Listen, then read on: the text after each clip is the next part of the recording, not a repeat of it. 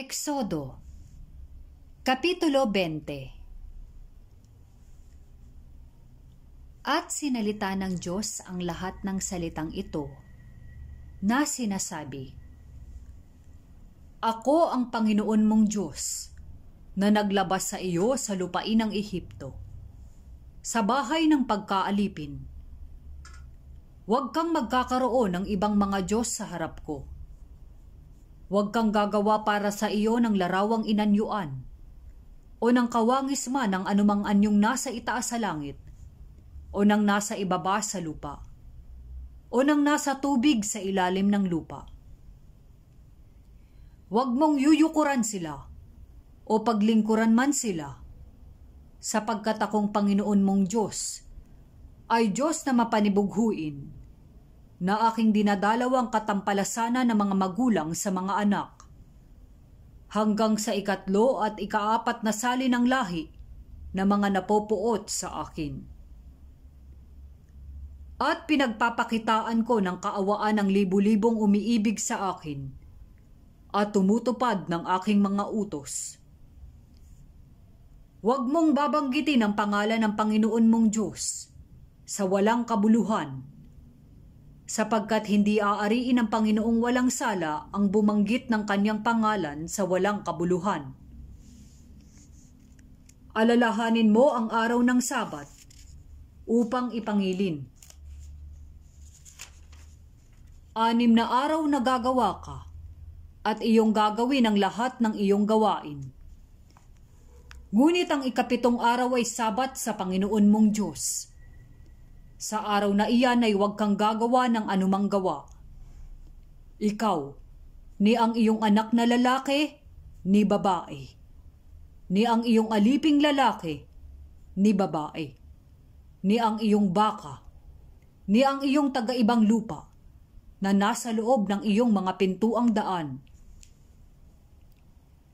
Sapagkat sa 6 na araw ay ginawa ng Panginoon ang langit at lupa, ang dagat, at lahat ng nangaroon, at nagpahinga sa 7 araw. Naanupat pinagpala ng Panginoon ang araw ng Sabat, at pinakabanal. Igalang mo ang iyong ama at ang iyong ina, upang ang iyong mga araw ay tumagal sa ibabaw ng lupa, na ibinibigay sa iyo ng Panginoon mong Diyos. Huwag kang papatay. Huwag kang mangangalunya, huwag kang magnanakaw, huwag kang magbibintang sa iyong kapwa, huwag mong iimbuti ng bahay ng iyong kapwa, huwag mong iimbuti ng asawa ng iyong kapwa, ni ang kanyang aliping lalaki o babae, ni ang kanyang baka, ni ang kanyang asno, ni anumang bagay ng iyong kapwa. At nakikita ng buong bayan ang mga kulog, at ang mga kidlat, at ang tunog ng pakakak, at ang bundok na umuusok.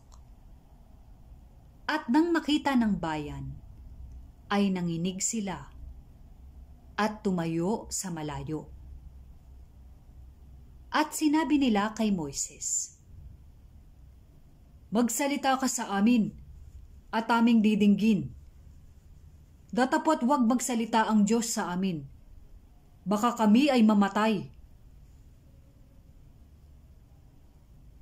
At sinabi ni Moises sa bayan, Huwag kayong matakot, sapagkat ang Diyos ay naparito upang subukin kayo, at upang ang takot sa Kanya ay sumainyo, upang huwag kayong magkasala.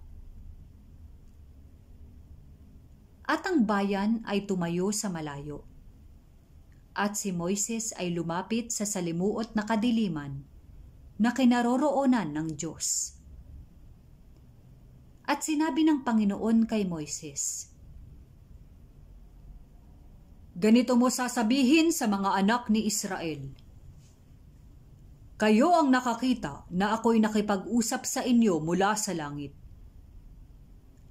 Huwag kayong gagawa ng ibang mga Diyos na iaagapay sa akin, na mga Diyos na pilak o ng mga Diyos na ginto huwag kayong gagawa para sa inyo.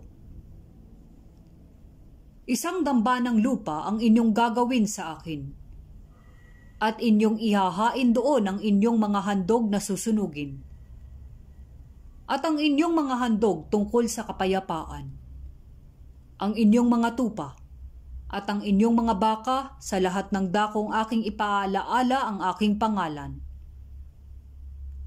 ay paparoonan kita at pagpapalain kita. At kung igagawa mo ako ng isang damba ng bato, ay huwag mong itatayong may tapyas, sapagkat kung iyong gamitin ang iyong patalim doon, ay iyong nilapastangan yaon. Ni huwag kang sasampa sa aking dambana sa pamamagitan ng mga baitang, upang ang inyong kahubaran ay huwag malitaw sa ibabaw niyaon.